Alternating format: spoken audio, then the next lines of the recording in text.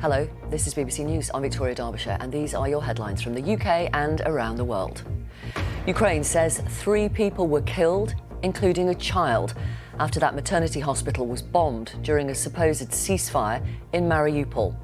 Its mayor says President Putin has destroyed a peaceful city.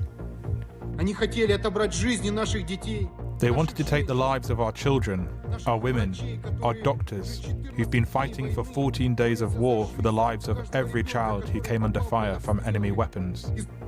Heineken and Unilever are the latest firms to pull out of Russia.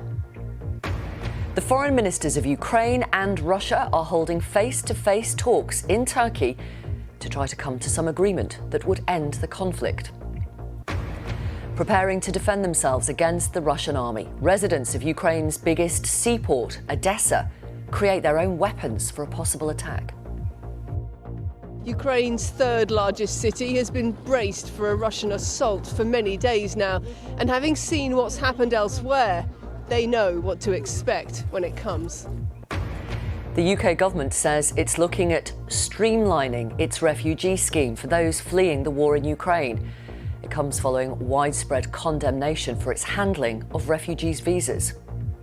The Home Secretary is very much aware of the need to remove as much bureaucracy as she can, but she does have to balance that against the risk, and I know she'll make the right choice.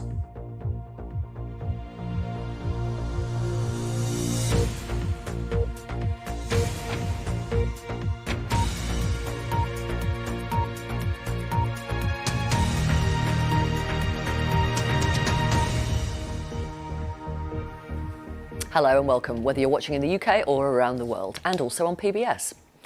Ukraine's president has accused Russia of a war crime after that maternity and children's hospital was bombed in the port city of Mariupol.